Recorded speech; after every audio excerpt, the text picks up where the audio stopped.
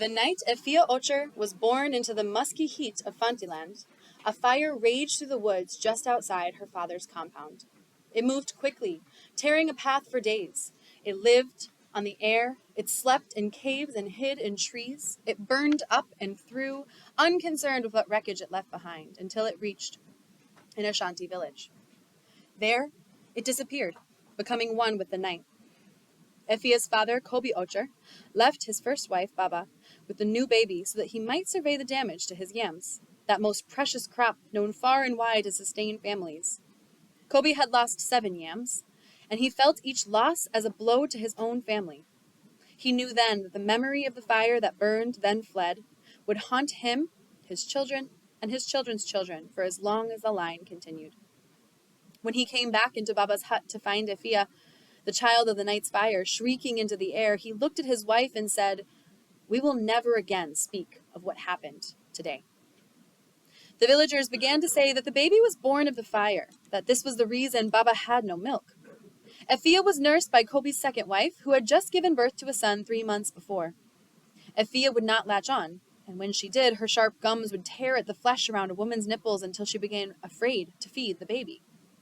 Because of this, Effia grew thinner, skin on small bird-like bones with a large black hole of a mouth that expelled a hungry cry, which could be heard throughout the village. Even on the days Baba did her best to smother it, covering the baby's lips with the rough palm of her left hand. "Love her," Kobi commanded, as though love were as simple an act as lifting food up from an iron plate and past one's lips. At night, Baba dreamed of leaving the baby in the dark forest so that the god Nyame could do with her as he pleased. Effia grew older. The summer after her 3rd birthday, Baba had her first son.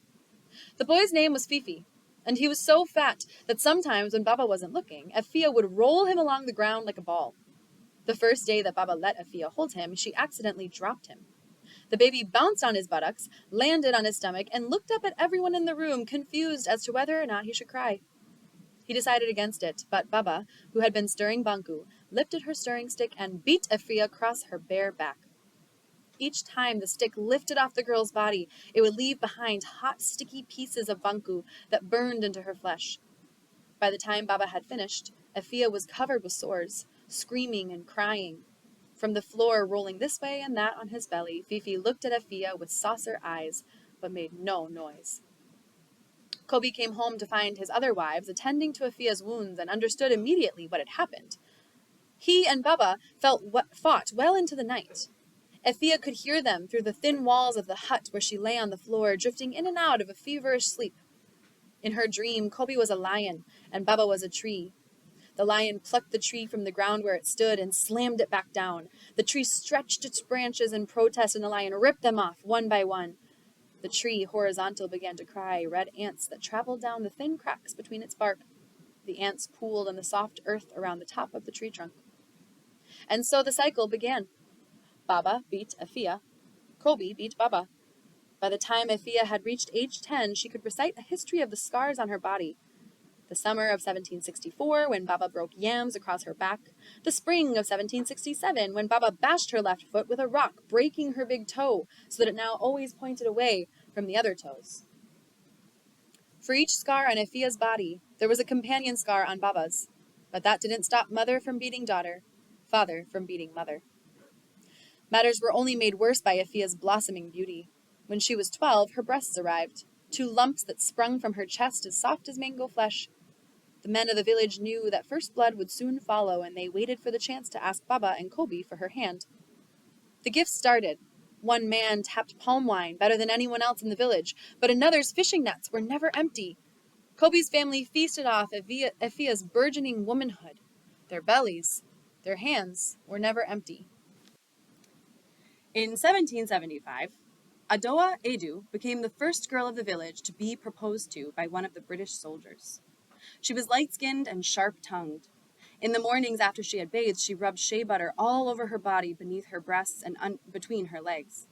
Effia didn't know her well, but he had seen her naked one day when Baba sent her to carry palm oil to the girl's hut. Her skin was slick and shiny, her hair regal. The first time the white man came, Adoa's mother asked Effia's parents to show him around the village while Adoa prepared herself for him. "Can I come?" Effia asked. running after her parents as they walked. She heard Baba's no in one ear and Kobe's yes in the other. Her father's ear won, and soon Effia was standing before the first white man she had ever seen.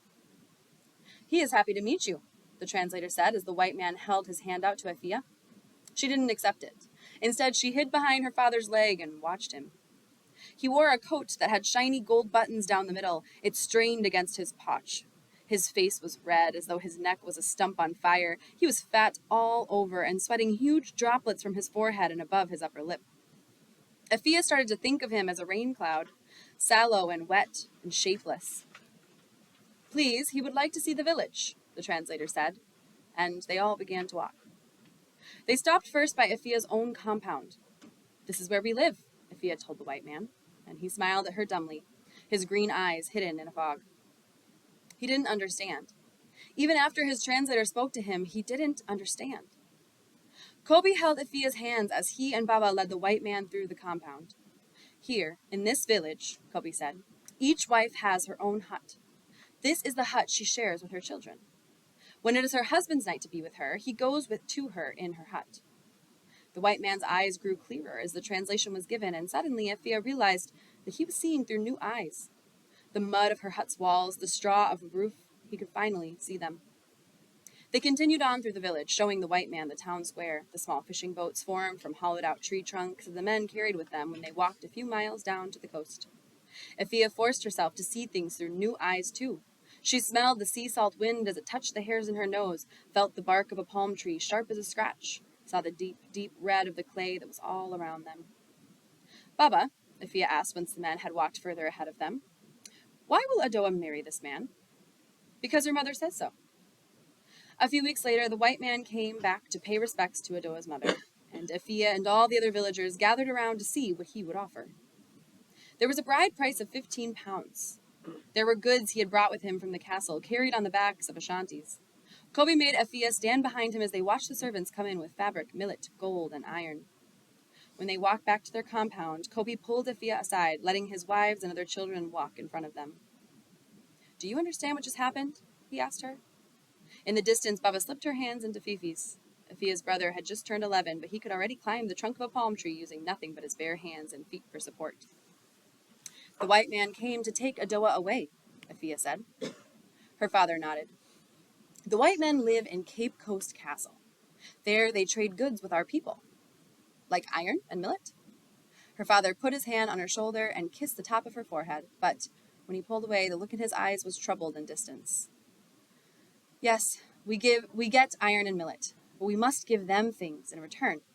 That man came from Cape Coast to marry Adoa, and there will be more like him who will come and take our daughters away. But you, my own, I have bigger plans for you than to live as a white man's wife. You will marry a man of our village." Baba turned around just then, and Effia caught her eyes. Baba scowled. Effia looked at her father to see if he had noticed, but Kobe did not say a word. Effia knew who her choice for a husband would be, and she dearly hoped her parents would choose the same man. Abiku Badu was next in line to be village chief. He was tall, with skin like the pit of an avocado, and large hands with long, slender fingers that he waved around like lightning bolts every time he spoke. He had visited their compound 4 times in the last month, and later that week, he and Effia were to share a meal together. Middle of page 7. Abiku brought a goat. His servants carried yams and fish and palm wine. Baba and the other wives stoked their fires and heated the oil. The air smelled rich. That morning, Baba had plaited Effia's hair, 2 long braids on either side of her center part. They made her look like a ram, strong, willful. Effia had oiled her naked body and put gold in her ears. She sat across from Abiku as they ate, pleased as he stole appreciative glances. "Were you at Adoa's ceremony?" Baba asked once all of the men had been served and the women finally began to eat. "Yes, I was there, but only briefly. It is a shame Adoa will be leaving the village. She would have made a good wife." "Will you work for the British when you become chief?" Effia asked. Kobe and Baba sent her sharp looks, and she lowered her head, but she lifted it to find Abiku smiling. "We work with the British, Effia, not for them. That is the meaning of trade. When I am a chief, we will continue as we have, facilitating trade with the Ashantis and the British." Effia nodded. She wasn't exactly sure what this meant, but she could tell from her parents' looks that it was best to keep her mouth shut. Abiku Badu was the first man they had brought to meet her. Effia wanted desperately for him to want her, but she did not yet know what kind of man he was, what kind of woman he required. In her hut, Effia could ask her father and Fifi anything she wanted. It was Baba who practiced silence and preferred the same from Effia. Baba, who had slapped her for asking why she did not take her to be blessed, as all the other mothers did for their daughters. It was only when Effia didn't speak or question, when she made herself small, that she could feel Baba's love, or something like it. Maybe this was what Abiku wanted too. Abiku finished eating. He shook hands with everyone in the family and stopped by Effia's mother. "You will let me know when she is ready," he said. Baba clutched a hand to her chest and nodded soberly. Kobe and the other men saw Abiku off as the rest of the family waved. That night, Baba woke Effia up while she was sleeping in the floor of their hut. Effia felt the warmth of her mother's breath against her ear as she spoke. "When your blood comes, Effia, you must hide it. You must tell me and no one else," she said. "Do you understand?" She handed Effia palm fronds that had turned into soft, rolled sheets. "Place these inside of you and check them every day. When they turn red, you must tell me." Effia looked at the palm fronds, held in Baba's outstretched hands. She didn't take them at first, but when she looked up again, there was something like desperation in her mother's eyes, and because the look had softened Baba's face somehow, and because Effia also knew desperation, that fruit of longing, she did as she was told. Every day Effia checked for red, but the palm fronds came out greenish-white, as always. In the spring, the chief of the village grew ill, and everyone watched Abiku carefully to see if he was ready for the task. He married 2 women in those months, Aruka the Wise and Millicent, the half-caste daughter of a Fanti woman and British soldier. The soldier had died from fever, leaving his wife and 2 children much wealth to do with as they pleased. Effia prayed for the day that all the villagers would call her Effia the Beauty, as Abiku called her on the rare occasions when he was permitted to speak to her. Millicent's mother had been given a new name by her white husband. She was a plump, fleshly woman with teeth that twinkled against the dark night of her skin. She had decided to move out of the castle and into the village once her husband died. Because the white men could not leave money in their wills to their Fanti wives and children, they left it to other soldiers and friends, and those friends paid the wives.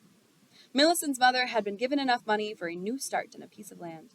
She and Millicent would often come visit Effia and Baba, for, as she had said, they would soon be part of the same family. Millicent was the lightest-skinned woman Effia had ever seen. Her black hair reached down to the middle of her back, and her eyes were tinged with green. She rarely smiled, and she spoke with a husky voice and a strange Fanti accent. "What is it like in the castle?" Baba asked Millicent's mother one day while the 4 women were sitting to a snack of ground nuts and bananas. "It was fine, fine. They take care of you. Oh, these men! It is like they have never been with a woman before. I don't know what their British wives were doing. I tell you, my husband looked at me like I was water and he was fire, and every night he had to be put out." The women laughed. Millicent slipped Effia a smile, and Effia wanted to ask her what it was like with Abiku, but she did not dare. Baba leaned in close to Millicent's mother, but Effia could still hear. "And they pay a good bride price, eh?" I tell you, my husband paid my mother 10 pounds, and that was 15 years ago. To be sure, my sister, the money is good. But I, for one, am glad my daughter has married a Fanti. Even if a soldier offered to pay 20 pounds, she would not get to be the wife of a chief. And what's worse, she would have to live in the castle, far from me. No, no, it is better to marry a man of the village so that your daughters can stay close to you." Baba nodded and turned towards Effia, who quickly looked away. That night, just 2 days after her 15th birthday, the blood came. It was not a powerful rush of the ocean waves that Effia had expected it to be, but rather a simple trickle, rain dropping, drop by drop, in the same spot of a hut's roof. She cleaned herself off and waited for her father to leave Baba so that she could tell her. "Baba," she said, showing her the palm fronds painted red, "I have gotten my blood." Baba placed a hand over her lips. "Who else knows?" "No one," Effia said. "You will keep it that way. Do you understand? When anyone asks you if you've become a woman yet, you will answer, 'No.'" Effia nodded. She turned to leave, but a question was burning hot coals in the pit of her stomach. "Why?" she finally asked. Baba reached into Effia's mouth and pulled out her tongue, pinching the tip with her sharp fingernails. "Who are you to think that you can question me, eh? If you do not do as I say, I will make sure you never speak again." She released Effia's tongue, and for the rest of the night, Effia tasted her own blood. The next week, the old chief died. The funeral announcements went out to all the surrounding villages. The proceedings would last a month and end with the bhikku's chief ceremony. The women of the village prepared food from sunrise to sunset. Drums were made out of the finest wood, and the best singers were called upon to raise their voices. The funeral attendants began dancing on the fourth day of the rainy season, and they did not rest their feet until the ground had completely dried. At the end of the first dry night, a bhikkhu was crowned Omanhin, chief of the Fanti village. He was dressed in rich fabrics, his 2 wives on either side of him. Effia and Baba stood next to each other as they watched, and Kobe paced the crowd. Every so often, Effia could hear him muttering that she, his daughter, the most beautiful woman in the village, should be up there too. As the new chief, a bhikkhu wanted to do something big, something that would bring attention to their village and make them a force to be reckoned with. After only 3 days in office, he gathered all of the men to the village to his compound. He fed them for 2 days straight, got them drunk on palm wine till their boisterous laughing and impassioned shouting could be heard from every hut. "What will they do?" Effia asked. "That does not concern you," Baba said. In the 2 months since Effia had begun to bleed, Baba had stopped beating her, payment for her silence. Some days when they were preparing meals for the men, or when Effia would bring back the water she had fetched and watch Baba dip with cupped hands, she would think they were finally behaving as mothers and daughters were supposed to behave. But then, other days, the long scowl would return to Baba's face, and Effia would see that her mother's new quiet was only temporary, her rage a wild beast that had been tamed for the moment. Kobe came back from a meeting with a long machete. The handle was gold with carvings of letters that no one understood. He was so drunk that all of his wives and children stood around him in a circle, a distance of 2 feet, while he shuffled about, jabbing the sharp instrument this way and that.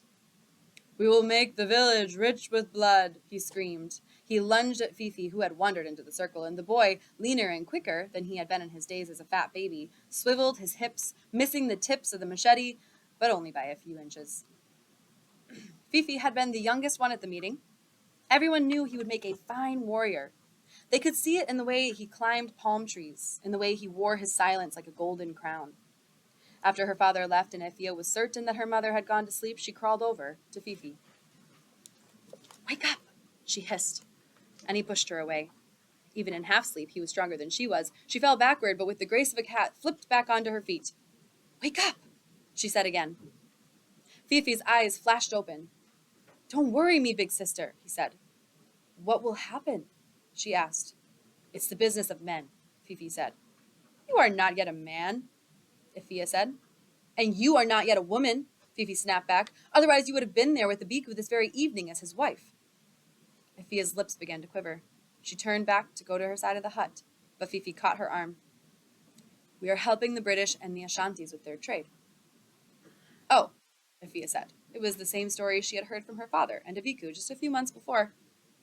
"You mean we will give the Ashantis gold and fabric to the white men?" Fifi clutched her tighter. "Don't be stupid," he said. "A bhikkhu made an alliance with one of the most powerful Ashanti villages. We will help them sell their slaves to the British." And so, the white men came to their village. Fat and skinny, red and tanned, they came in uniform with swords at their sides, their eyes looking sideways, ever and always cautious. They came to approve of the goods a bhikkhu had promised them.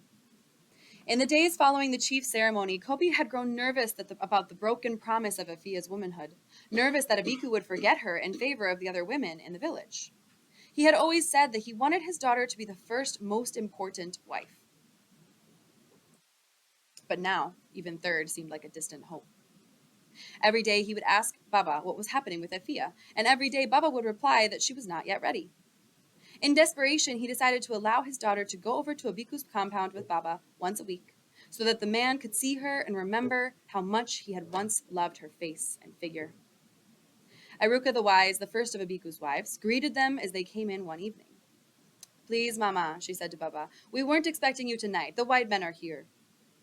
"We can go," Effia said, but Baba clutched her arm. "If you don't mind, we would like to stay," Baba said. Aruka gave her a strange look. "My husband will be angry if we come back too early," Baba said. As if that were enough of an explanation. Effia knew that she was lying. Kobe had not sent them there that night. It was Baba who had learned that the white man would be there and insisted that they go pay their respects.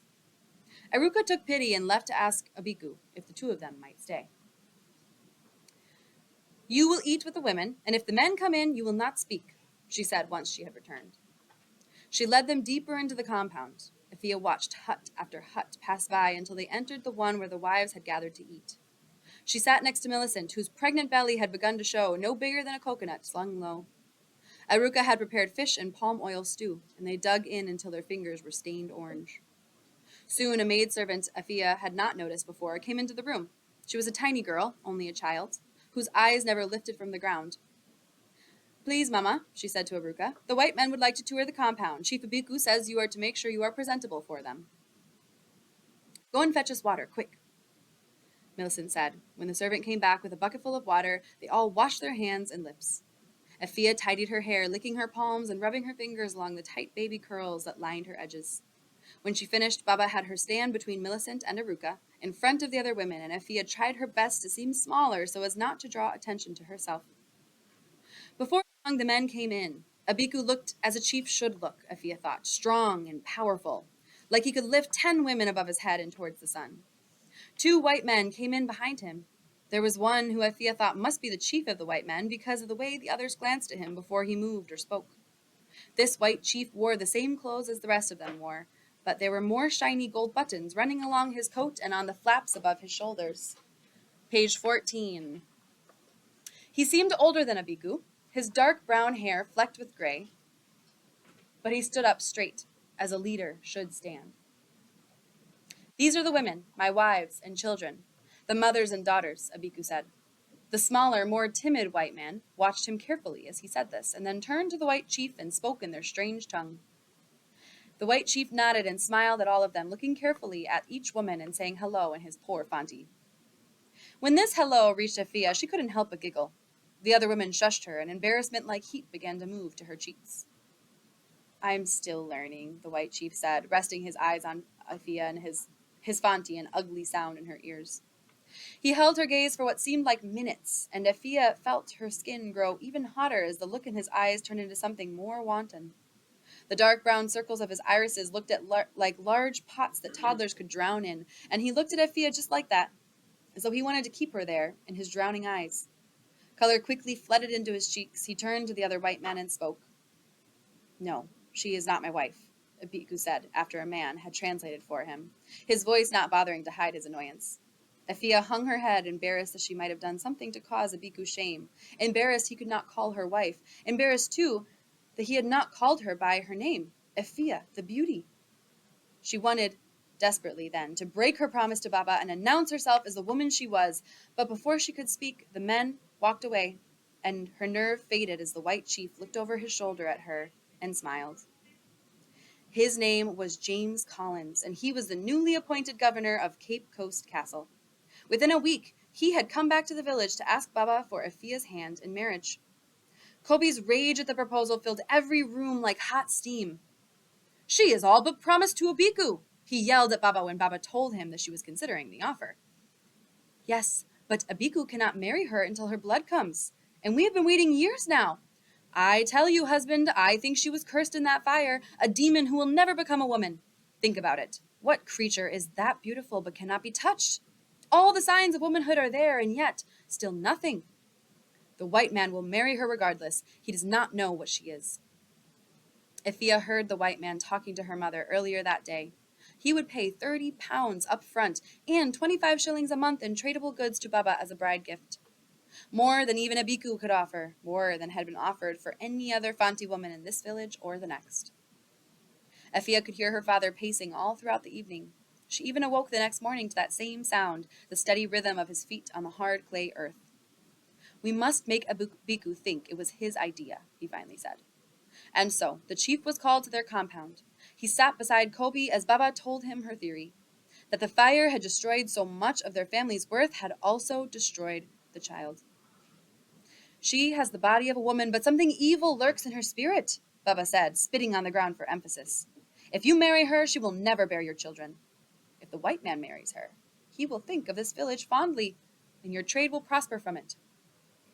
Abiku rubbed his beard carefully as he thought about it. Bring the beauty to me, he said finally. Kobe's second wife brought Effia into the room. She was trembling, and her stomach pained her so much that she thought she might empty her bowels right there in front of everyone. Abiku stood up so that he was facing her. He ran his fingers along the full landscape of her face, the hills of her cheeks, the cave of her nostrils. A more beautiful woman has never been born, he said finally. He turned to Baba. I see that you are right. If the white man wants her, he may have her. All the better for our business with them. All the better for the village. Kobe, big, strong man that he was, began to weep openly. But Baba stood tall. She walked over to Effia after Abiku left and handed her a black stone pendant that shimmered as though it had been coated in gold dust. She slipped it into Effia's hand and then leaned into her until her lips were touching Effia's ear. Take this with you when you go, Baba said, a piece of your mother. And when Effia finally pulled away, when Baba finally pulled away, Effia could see something like relief dancing behind her smile. Effia had passed by the Cape Coast castle only once, when she and Baba ventured out of their village and into the city. But she had never been in it before the day of her wedding. There was a chapel on the ground level, and she and James Collins were married by a clergyman who asked Effia to repeat words she didn't mean in a language she didn't understand. There was no dancing, no feasting, no bright colors, slicked hair, or old ladies with wrinkled and bare breasts throwing coins and waving handkerchiefs. Not even Effia's family had come. For after Baba had convinced them that the girl was a bad omen, no one wanted anything to do with her. The morning she left for the castle, Kobe had kissed the top of her head and waved her away, knowing that the premonition of the disillusion and destruction of the family lineage, the premonition he had had the night of the fire, would begin here with his daughter and the white man. For his part, James had done all he could to make Effia comfortable. She could see how much he tried. He had gotten his interpreter to teach him even more words in Fanti so that he could tell her how beautiful she was, how he would take care of her as best as he could. He called her what Abiku called her, Effia, the beauty. After they married, James gave Effia a tour of the castle. On the ground floor of the north wall there were apartments and warehouses. The center held the parade ground, soldiers' quarters, and guard room. There was a stockyard, a pond, a hospital, a carpenter's shop, smithy, and a kitchen. The castle itself was a village. Effia walked around with James in complete awe, running her hands along the fine furniture made from wood the color of her father's skin, the silk hanging so smooth they felt like a kiss. She breathed everything in, stopping at a gun platform that held huge black cannons facing out towards the sea. She wanted to rest before James led her up to his private stairwell, so she laid her head down against one of those cannons for just a moment. She felt a breeze hit her feet from small holes in the ground. What's below? She asked James. And the mangled Fanti word that came back to her was cargo. Then, carried up with the breeze, came a faint crying sound. So faint, Effia thought she was imagining it till she lowered herself down and rested her ear against the grate. James, are there people down there? She asked. Quickly, James came to her. He snatched her up from the ground and grabbed her by the shoulders, looking straight into her eyes. Yes, he said evenly. It was one Fanti word he had mastered. Effia pulled away from him. She stared back into his piercing eyes. But how can you keep them down there crying, yeah? She said. You white people! My father warned me about your ways. Take me home. Take me home right now. She didn't realize she had been screaming till she felt James's hand on her mouth, pushing her lips as though he could force the words back in. He held her like that for a long time, till she had calmed.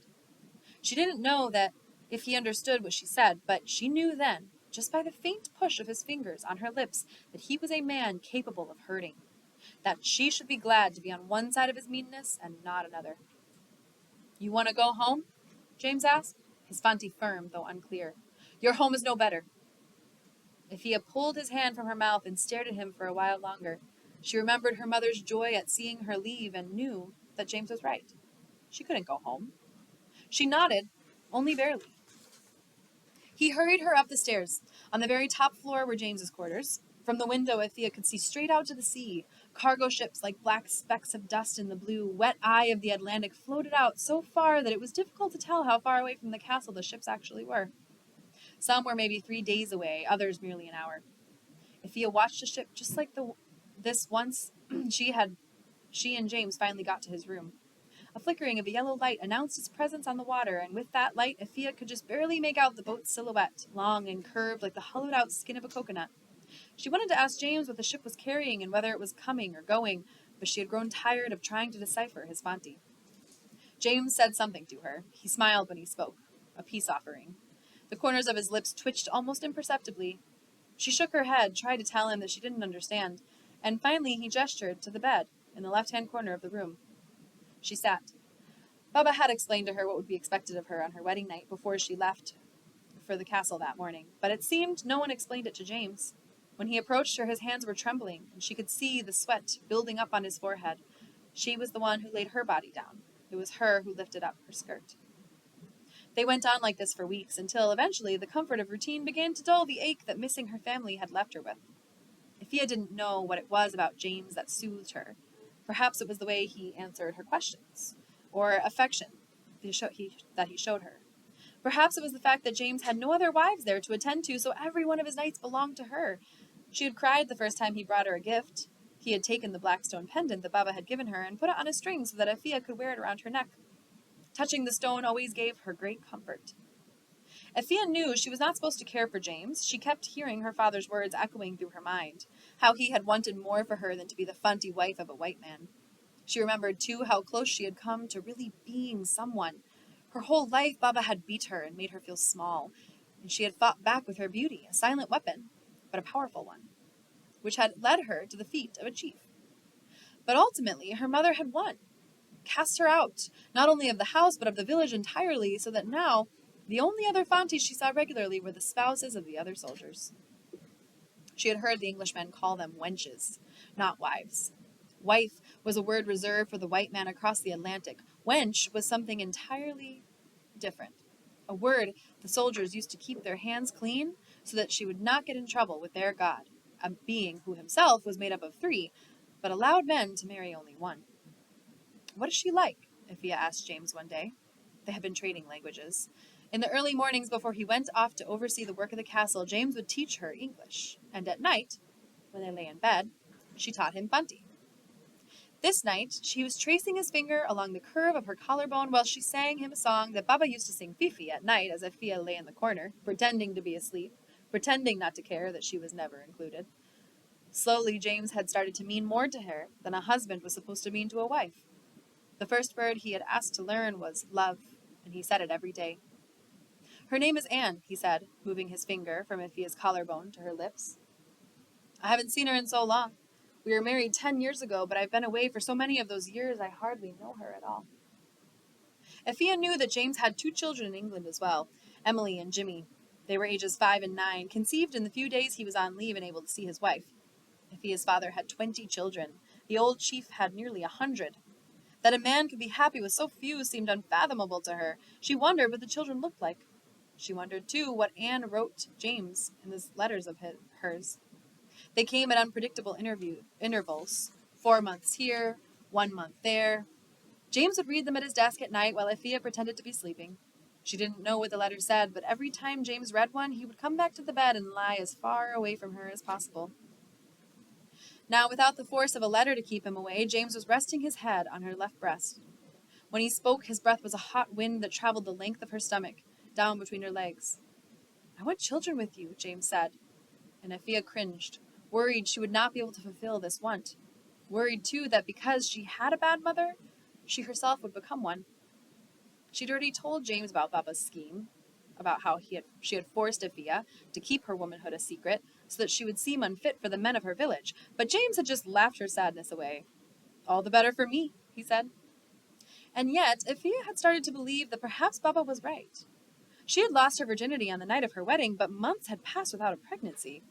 The curse may have been rooted in a lie, but perhaps it bore the fruit of truth. The old people of her village used to tell a story about a woman who was said to have been cursed. She lived under a palm tree on the northwest side, and no one had ever called her by her name. Her mother had died so that she might live, and on her 10th birthday she had been carrying a pot of boiling hot oil from one hut to another. Her father was napping on the ground, and she, thinking she could step over him instead of going around, tripped, spilling the hot oil onto his face and disfiguring him for the rest of his life, which lasted only 25 more days. She was banished from the house, and she wandered the Gold Coast for years, until she returned at age 17, a strange, rare beauty. Thinking that perhaps she no longer courted death wherever she went, a boy who had known her when she was young offered to marry her as she was, destitute and without family. She conceived within a month, but when the baby came out, it was half-caste. Blue-eyed and light-skinned, it died 4 days later.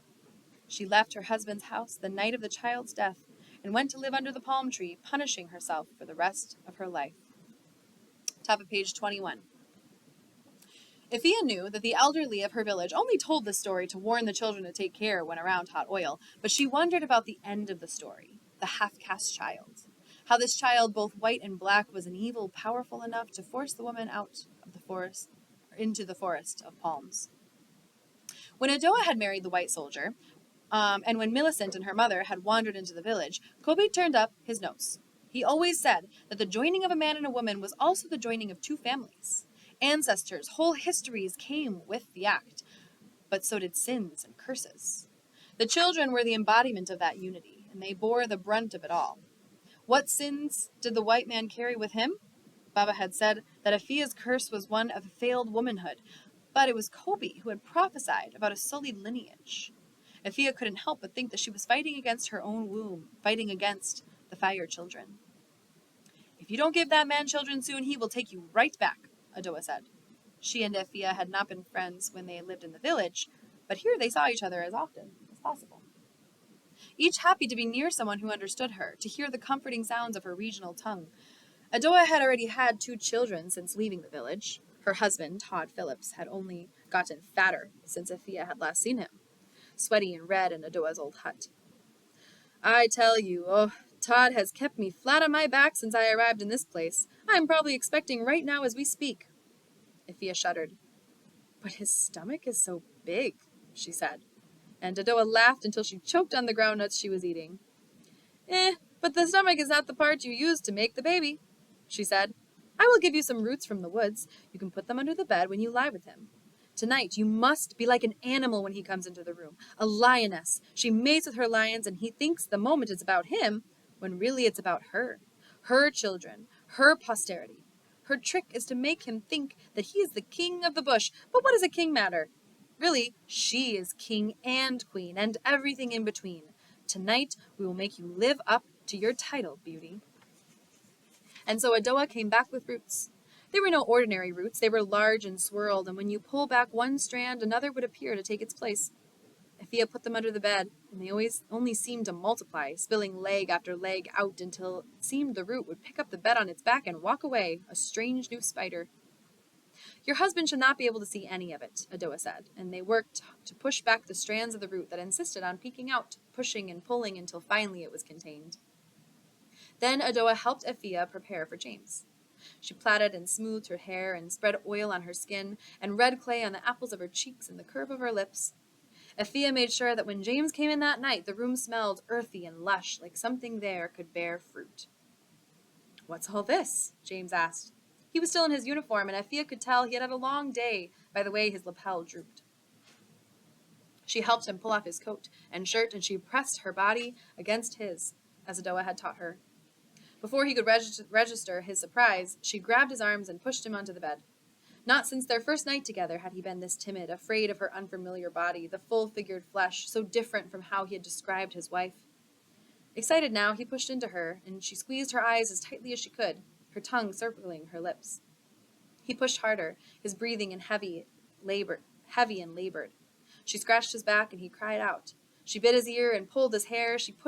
He pushed against her as though he were trying to move through her, and when she opened her eyes to look at him, she saw something like pain written across his face, and the ugliness of the act. The sweat and blood and wetness they produced became illuminated, and she knew that if she was an animal tonight, then he was too. Once they had finished, Effia lay with her head on James's shoulder. What is that? James asked, turning his head. They had moved the bed so that now 3 strands of the root were exposed. Nothing, Effia said. James jumped up and peered underneath the bed. What is it, Effia? He asked again, his voice more forceful than she had ever heard before. It's nothing, a root that Adoa gave me for fertility. His lips formed a thin line. Now, Effia, I don't want any voodoo or black magic in this place. My men can't hear that I let my wench place strange roots under the bed. It's not Christian. Effia had heard him say this before. Christian. That was why they had been married in the chapel by the stern man in black who shook his head every time he looked at her. He had spoken before, too, of the voodoo that he thought all Africans participated in. She could not tell him the fables of Anansi the spider or stories that old people from her village used to tell her without his growing wary. Since moving back to the castle, she discovered that only the white men talked of black magic, as though magic had a color. Effia had seen a traveling witch who carried a snake around her neck and shoulders. This woman had a son. She'd sing lullabies to him at night and held his hands and kept him fed, same as anyone else. There was nothing dark about her.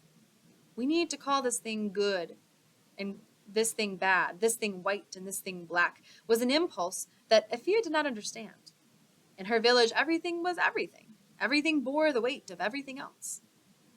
The next day, Effia told Adoa that James had seen the root. That is not good, Adoa said.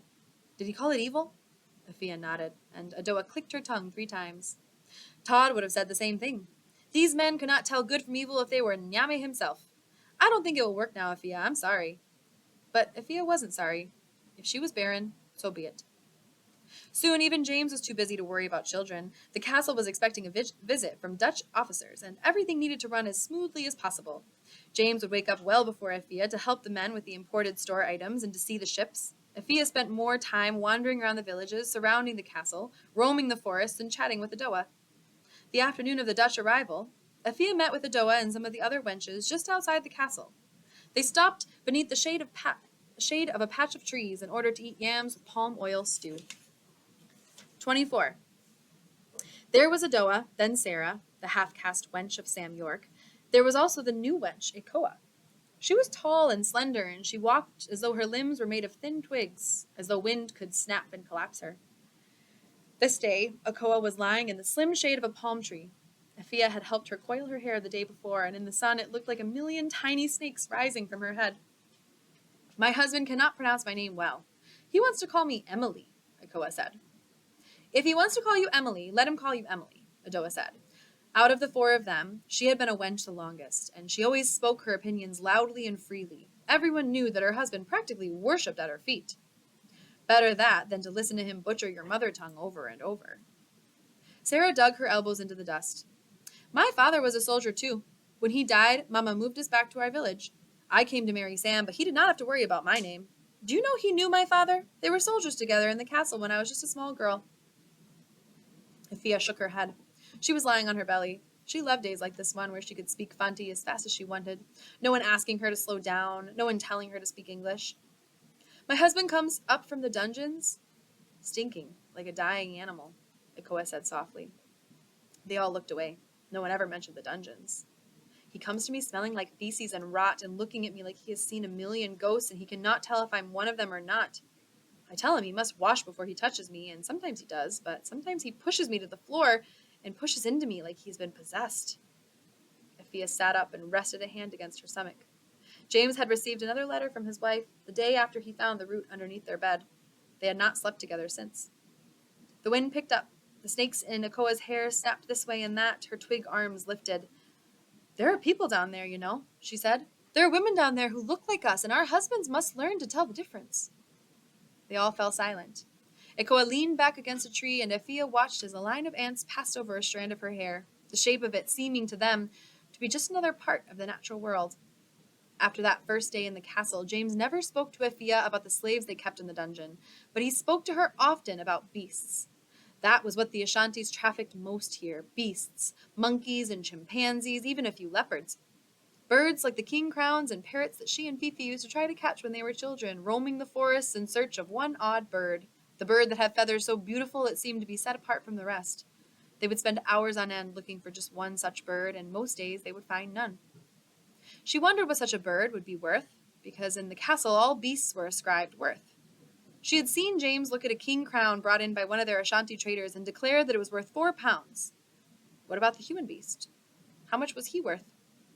Effia had known, of course, that there were people in the dungeons, people who spoke a different dialect than her, people who had been captured in tribal wars, even people who had been stolen. But she never thought of where they went from there. She never thought of what James must think every time he saw them.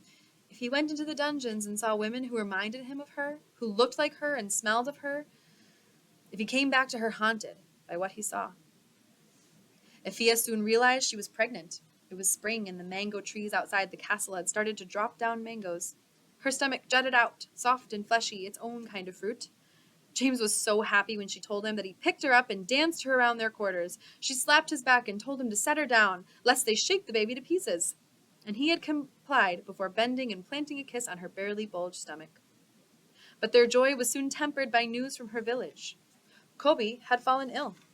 So ill that it was unclear whether or not he would still be alive by the time Effia made the journey back to see him. She was not sure who had sent the letter from her village, for it was addressed to her husband and written in broken English. She had been gone 2 years, and she had not heard from anyone in her family since then. She knew that this was Baba's doing, and indeed she was surprised that anyone had even given thought to notify her of her father's illness. The journey back to the village took about 3 days. James did not want her to make the trip alone in her condition, but he could not accompany her, so he sent her along with a house girl. When they arrived, everything in the village looked different. The colors of the treetop canopies seemed to have dulled, their vibrant browns and greens now muted. The sounds seemed different, too. Everything that once rustled, now stood still. Abiku had made the village into one so prosperous that they would forever be known as one of the leading slave markets in all of the Gold Coast. He had no time to see Effia, but sent along gifts of the sweet palm wine and gold to meet her when she arrived at her father's compound. Baba stood in the entranceway. She looked to have aged 100 years in the 2 that Effia had been gone.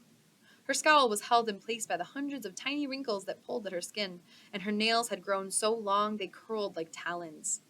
She didn't speak a word, only led Effia to the room where her father lay dying. No one knew what sickness had struck Kobe. Apothecaries, witch doctors, even the Christian minister from the castle had been called upon to give their opinions and pray over the man. Yet no measure of healing thoughts or medicines could spit him out of the lips of death. Fifi stood beside him, wiping the sweat of his forehead carefully. Suddenly, Effia was crying and shaking. She reached out her hand to her father's and began to stroke the sallow skin there. "He cannot speak," Fifi whispered, glancing quickly at her bulging belly. "He's too weak." She nodded and continued to cry. Fifi dropped the drenched cloth and took Effia's hand.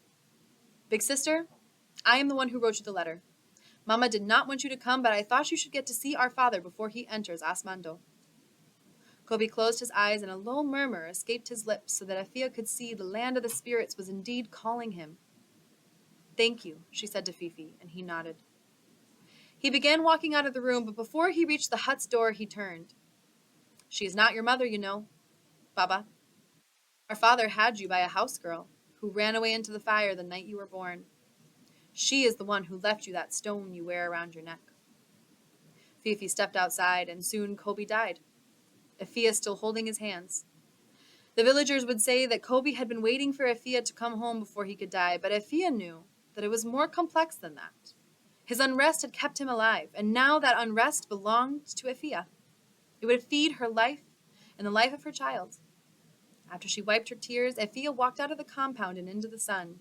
Baba sat on the stump of a felled tree, her shoulders squared as she held hands with Fifi, who stood beside her, now as quiet as a field mouse. Effia wanted to say something to Baba, to apologize perhaps for the burden her father had made Baba carry all those years, but before she could speak, Baba hacked from her throat, spit on the ground before Effia's feet, and said, "You are nothing, from nowhere. No mother, and now no father." She looked at Effia's stomach and smiled. "What can grow from nothing?"